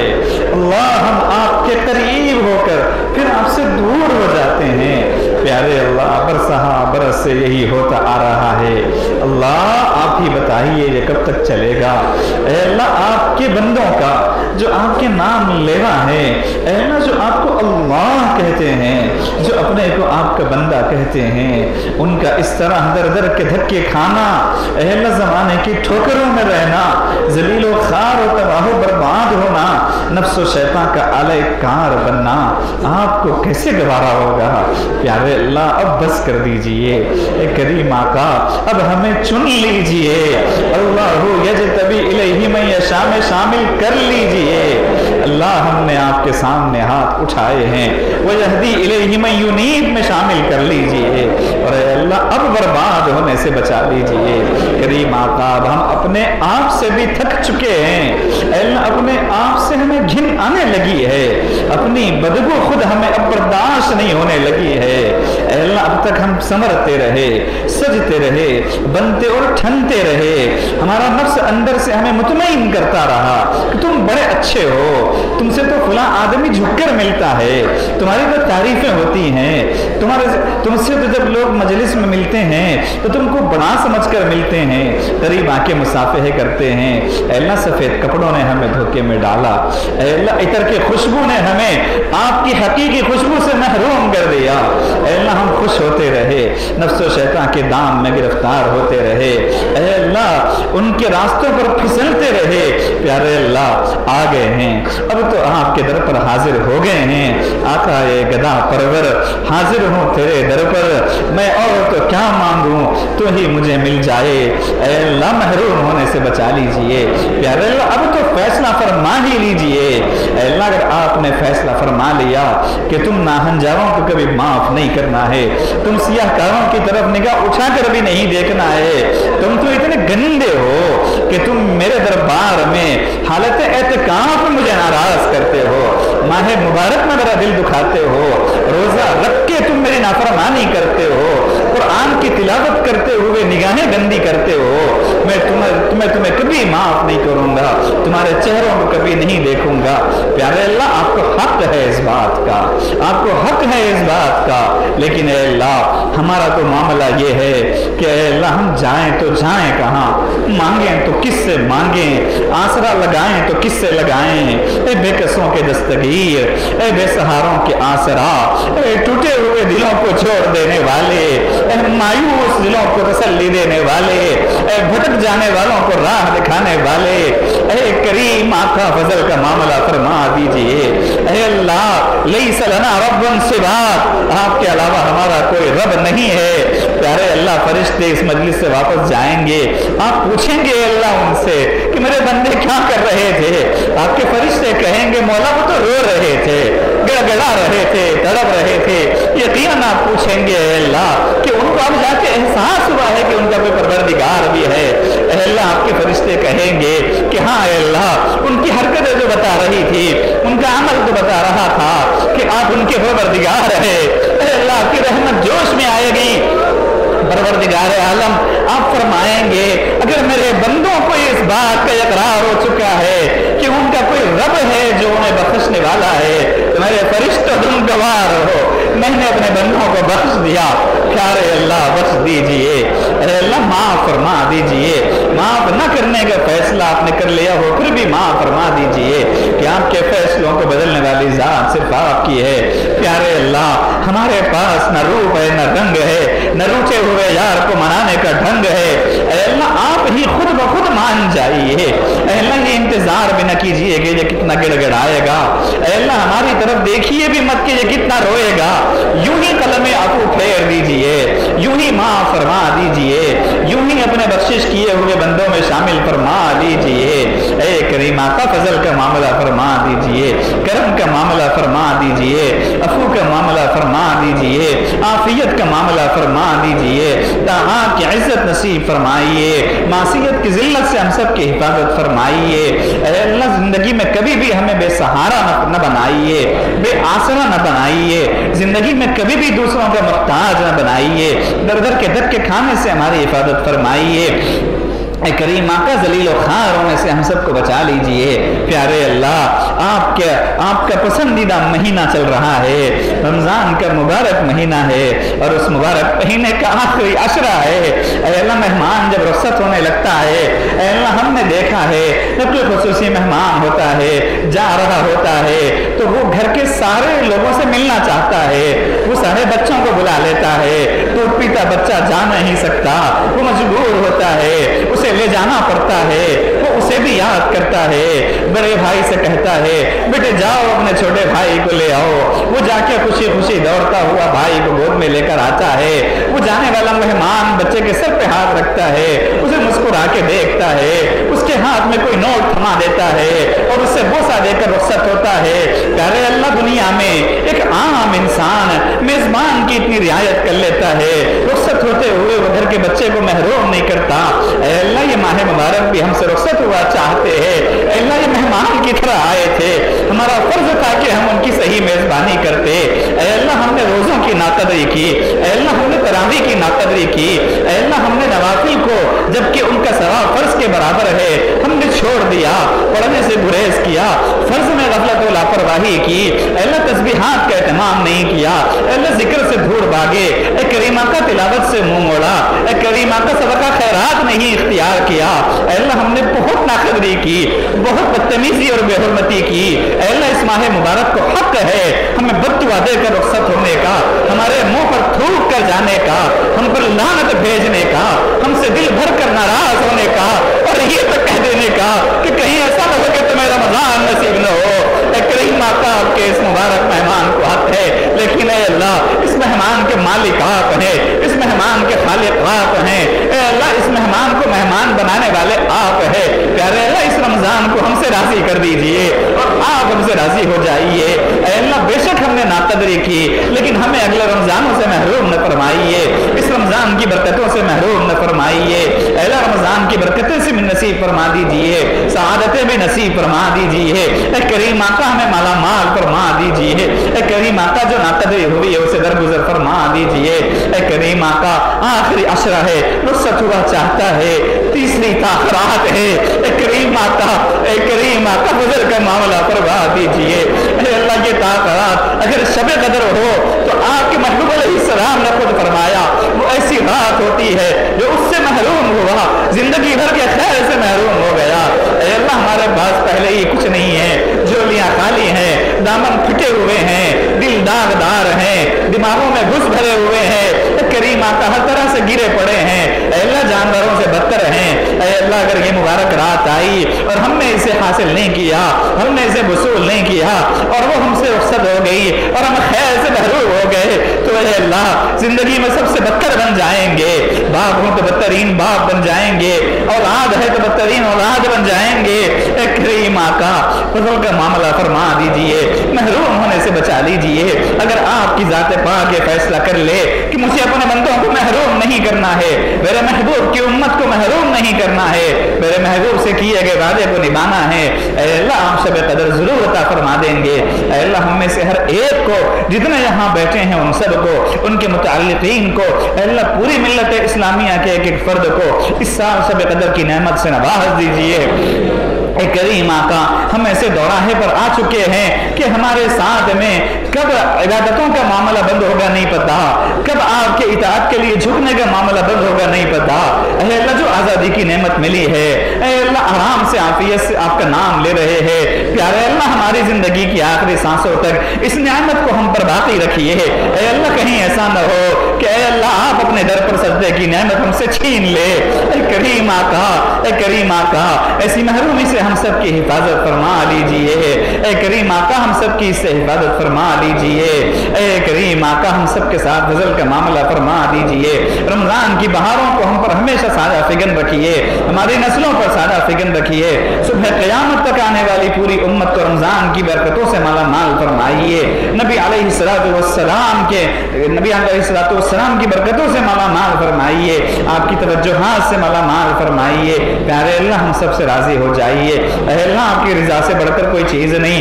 اے اللہ بے شک آپ نے راضی صحابہ کرام سے آپ کو راضی ہونا تھا اور آپ صحابہ کرام سے راضی ہو گئے۔ اے اللہ وہ قدسی صفات اے اللہ اس قابل بھی تھے کہ آپ ان سے راضی ہوتے۔ ہم نے بہت چھوٹے منہ سے، بلکہ جھوٹے منہ سے، بلکہ بدبودار زبان سے آپ کی رضامندی کا سوال کر لیا۔ اے اللہ آپ کی طرف سے لا کا جواب آئے تو برحق ہے، لیکن اے کریم آقا آپ کی رضا سے بڑھ کر کوئی چیز نہیں، یہ آپ نے خود ہی فرمایا ہے وَرِضْوَانٌ مِّنَ اللَّهِ اکبر، اللہ کی رضا سے بڑھ کر کوئی چیز نہیں۔ تو ہم نے اپنے مشائخ سے سنا ہے جو رب راضی تو سب راضی۔ پیارے اللہ ہم ایک دوسرے سے روٹھے ہوئے ہیں کہ دنیا ہم پر تنگ ہو چکی ہے۔ اے اللہ معیشت کے اعتبار سے پریشان ہیں، اے اللہ امن کے اعتبار سے پریشان ہیں، اے اللہ چین و سکون کے اعتبار سے پریشان ہیں، کریم آقا ازدواجی زندگیوں کے اعتبار سے پریشان ہیں، پیارے اللہ اولاد کے خیر سے محروم ہیں، اے کریم آقا ماں باپ کی شفقتوں سے محروم ہیں۔ اے اللہ محرومی ہی محرومی کا دور دورہ ہے۔ پیارے اللہ ایک نگاہ کی بات ہے، اے اللہ رحم کی نگاہ ڈال دیجئے، کرم کی نگاہ ڈال دیجئے، آپ کی نگاہ پڑ جائے گی، خزاں کے فصل میں بہار آ جائے گی۔ اے اللہ آپ چشم پوشی جو کیے ہوئے ہیں، پیارے اللہ توجہ سے اس کو تبدیل فرما دیجئے، شفقت و محبت سے تبدیل فرما دیجئے۔ کریم آقا مان جائیے، پیارے اللہ مان جائیے۔ بچہ پریشان ہوتا ہے ماں کی طرف دوڑتا ہے، بندہ پریشان ہوتا ہے پروردگار کی طرف دوڑتا ہے۔ اے اللہ آپ نے خود ہی فرمایا فَفِرُّوا إِلَى اللَّهِ، اے اللہ یہ پورے لوگ دوڑے دوڑے آپ کی آواز و لبیک کہتے ہوئے چلے آئے۔ اے اللہ عشاء کی نماز پڑھی، تراویح پڑھی، اے اللہ پھر بیٹھے رہے، دو بیانات سنے۔ اے کریم آقا بس اتنی آرزو لے کر کہ دعا ہوگی، گناہ بھول جائیں گے، پیارے اللہ متوجہ ہو جائیں گے، کام بن جائے گا، جانور سے انسان بن جائیں گے، اللہ کے مقرب بن جائیں گے۔ اے کریم آقا امیدوں کو ٹوٹنے مت دیجئے، آرزوؤں کو دفن ہونے مت دیجئے، تمناؤں کا خون ہونے نہ دیجئے۔ پیارے اللہ مایوس ہو کر اے اللہ شیطان کو مطمئن کرنے سے بچا لیجئے۔ اگر ہم مایوس ہو جائیں گے شیطان خوش ہو جائے گا، آپ کے محبوب غمزدہ ہو جائیں گے۔ اے کریم آقا آپ سے جو وعدہ اس نے کیا ہوا ہے کہ میں آپ کے بندوں کو جہنم میں پھینک دوں گا، اے اللہ اس کا وعدہ پورا ہو جائے گا۔ پیارے اللہ آپ کے عزت کا سوال ہے، پیارے اللہ شیطان کو خوش ہونے سے روک دیجئے، محبوب کو ناراض ہونے سے روک دیجئے، شیطان کا وعدہ پورا ہونے سے روک دیجئے۔ ہم سب کو جنتیوں میں شامل فرما لیجئے، صرفے میں جنت عطا فرما دیجئے، بھیک میں مغفرت عطا فرما دیجئے۔ اے اللہ خوش ہو کر راضی ہو جائیے، اللہ جی راضی ہو جائیے، پیارے اللہ راضی ہو جائیے۔ اے کریم آقا اگر آپ کو راضی نہیں ہونا پھر بھی راضی ہو جائیے، اس لیے کہ پیارے اللہ ہم آپ کے محبوب کے امتی ہے، بے شک بگڑے ہوئے امتی ہیں، آپ کے محبوب کا دل دکھائے ہوئے امتی ہیں، آپ کے محبوب کی سنتوں کو پیروں تلے رونڈے ہوئے امتی ہیں، آپ کے محبوب کی شریعت کا جنازہ نکالے ہوئے امتی ہیں، روزانہ محبوب کا دل دکھاتے ہیں، محبوب کے دل کو پارا پارا کرتے ہیں، لیکن اے اللہ آج آپ ہی کی توفیق سے، آپ ہی کی عنایت سے احساس ہوا ہے، پیارے اللہ معافی مانگنے آئے ہیں، پیارے اللہ رو رو کر آپ کو راضی کرنے آئے ہیں، منانے آئے ہیں، اللہ اب تک کا جو ہوا اسے بھلا دیجئے، معاف فرما دیجئے، اے کریمہ کا معاف فرما دیجئے۔ اللہم انکا عفو تحب العفو فاعف عنا یا اللہ، اللہم انکا عفو تحب العفو فاعف عنا یا اللہ، اللہم انکا عفو تحب العفو فاعف अन्ना या अल्लाह। ए करीम आका, महबूब अलैहिस्सलाम से अम्मा आयशा ने पूछा था, ए महबूब अगर सब कदर मिल जाए तो क्या दुआ मांगे? महबूब ने कहा था ये दुआ मांगो, अल्लाहुम्मा इन्नका अफूवन, हे अल्लाह आप माफ फरमाने वाले हैं, बार बार माफ फरमाने वाले हैं, कई दफा माफ करने वाले हैं, तुहिब्बुल अफ़्वा, आप माफी को पसंद फरमाने वाले हैं, फ़अफ़ु अन्ना, हमें माफ फरमा दीजिए।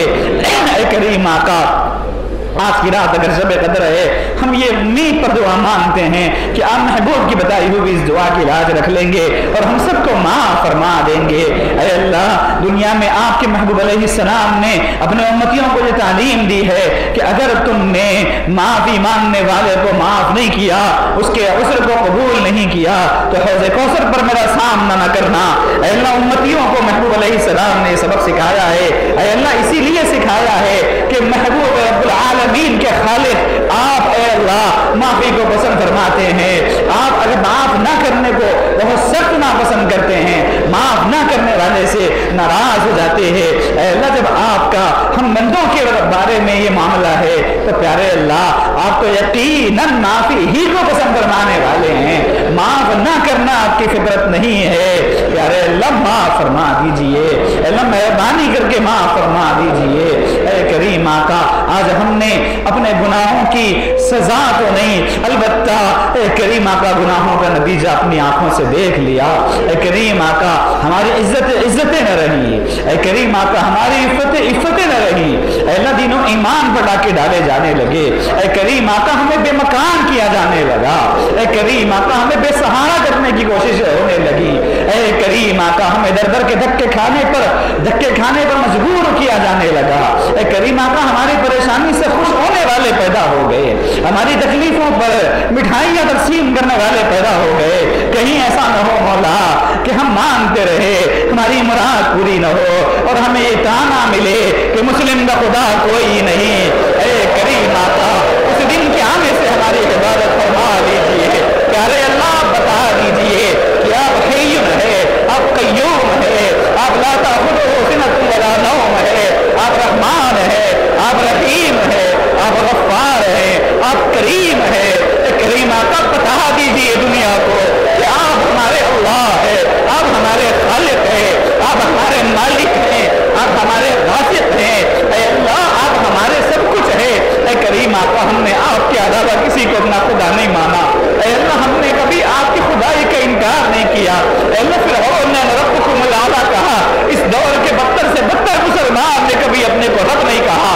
ऐ करीम आका, हमेशा वो अपने गुनाहों पर रोया, अपनी गलतियों पर पछताया। ऐ अल्लाह, रात में आंसू बहाए, ऐ अल्लाह दिन में नादिम हुआ।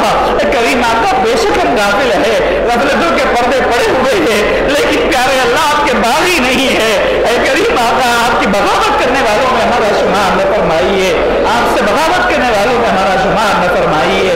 प्यारे अल्लाह, तेरी एक निगाह की बात है, मेरी जिंदगी का सवाल है। मजमे में खवास भी है, मजमे में अवाम भी है, अल्लाह उलमा है, सुलहा हैं। ऐ करीम आका, बूढ़े भी हैं, जवान भी हैं, बच्चे भी हैं। अल्लाह, इसमें कोई एक तो होगा जिसकी तरफ आपकी नजर पड़ रही होगी और आपके चेहरे पर मुस्कुराहट आ रही होगी। अल्लाह, कोई एक तो होगा जिसके सफेद बालों से आपको शर्म आ रही होगी। ऐ करीम आका, कोई एक तो होगा जिसकी जवानी का एक सजदा आपको बहुत महबूब पसंदीदा हो रहा होगा। ऐ करीम आका, उसके सर पे और तुफैल हमारा काम बना दीजिए। करीम आका, उसके सबसे दुबैल माफी के फैसले फरमा दीजिए। ऐ करीम आका, दुनिया आपके महबूब बंदों से खाली होती जा रही है, फितनों का अड्डा और मरकज बनती जा रही है। ऐ करीम आका, हमारे बड़ों के साये को हमारे सरों पर तादेर नसीहत और आफियत कायम और दायम फरमाइए। हमारे जुमला मशायख की सेहतों में बरकत अता फरमाइए। ऐ करीम आका, हमारे जुमला मशायख को शिफाए कामिला आजिला मुस्तमिरा दाइमा नसीब फरमाइए। हज़रत जी दामत बरकातुहुम को सेहत कामिला आजिला मुस्तमिरा दाइमा नसीब फरमाइए। ऐ अल्लाह, उनके लम्हे लम्हे में बरकतों के फैसले फरमाइए। ऐ अल्लाह, उम्र में खूब सेहत और आफियत के साथ बरकतों के फैसले फरमाकर हम सब के लिए उनके फ़यूज़ से मुतमत्ते होना आसान फरमाइए। ऐ करीम आका, अपने फजल से, अपने करम کرم سے ہم سب سے راضی ہو جائیے۔ بڑوں کے نام لیوا بے شک ہے لیکن ان کی صفات سے خالی ہیں، کل قیامت کے دن سے ان کے قرب سے محروم نہ فرمائیے۔ مشائخ کے قدموں تلے نبی علیہ السلام کے جھنڈے کے نیچے جمع ہونا آسان فرمائیے۔ پیارے اللہ ویسے وقت دنیا میں آئے، محبوب دنیا سے جا چکے تھے، پیارے اللہ ہم نے آپ کا دیدار نہیں کیا، آپ کی زیارت سے محروم ہو گئے۔ اے اللہ ہزار غلطیوں کے باوجود، ہزار گناہوں کے باوجود، ہزار ناپاکیوں اور گندگیوں کے باوجود ایک تمنا ہے کہ محبوب کا دیدار ہوتا، محبوب کی زیارت ہوتی۔ اللہ اس دنیا میں نہ صحیح، کل قیامت کے دن آقا کی زیارت سے محروم نہ فرمائیے، شفاعت سے محروم نہ فرمائیے۔ اے کریم آقا کل قیامت کے دن آقا کی توجہ ہم پر مبذول فرمائیے، حوض کوثر پر جام کوثر آقا کے ہاتھوں سے نصیب ہونا مقدر فرمائیے۔ پیارے اللہ کل قیامت کے دن ہمیں ان لوگوں میں شامل فرمائیے جن کو آپ دیکھ کر مسکرائے اور جو آپ کو دیکھ کر مسکرائے۔ قیامت کی سختی سے ہماری حفاظت فرمائیے، اس کی گرمی سے ہماری حفاظت فرمائیے۔ اے کریم آقا جنت کا سوال اس لیے نہیں کرتے کہ حقدار ہے، اس لیے سوال کرتے ہیں کہ جہنم کی طاقت برداشت کرنے کے متعامل نہیں ہے۔ اے اللہ جہنم کی گرمی اور سختی برداشت کرنے کی طاقت نہیں، جہنم میں جلنے کا تحمل نہیں۔ ارے اللہ اس لیے جنت کا سایہ مانگتے ہیں، اپنے فضل سے ہمیں دنیا کی بھی تمام نعمتیں نصیب فرما دیجئے، آخرت کی بھی تمام نعمتیں نصیب فرما دیجئے۔ اے کریم آقا پوری دنیا میں امن و امان کے فیصلے فرمائیے، چین و سکون کے فیصلے فرمائیے، راحت کے فیصلے فرمائیے، عزتوں کے فیصلے فرمائیے۔ اے کریم آقا جہاں کہیں مسلمان پریشان حال ہے اور انسانیت پریشان ہے، اے اللہ ان کو سکون نصیب فرمائیے، پھر سے دنیا میں انسانیت زندہ فرمائیے، حیوانوں کو ہدایت نصیب فرمائیے۔ اے کریم آقا انسانیت زندہ فرمائیے۔ اے کریم آقا پورے عالم پر رحمت کی نگاہ ڈال دیجئے۔ اے اللہ اگر آپ رحمت کی نگاہ ڈال دیں گے، اے کریم آقا دنیا سے فتنوں کے بادل چھٹ جائیں گے۔ اے کریم آقا اپنے فضل کا معاملہ فرما دیجئے، بیماروں کو شفاء کاملہ عاجلہ مستمرہ دائمہ نصیب فرمائیے۔ اے اللہ جس کے دل کی جو جائز تمنا اور نیک مراد ہے اسے پورا فرمائیے۔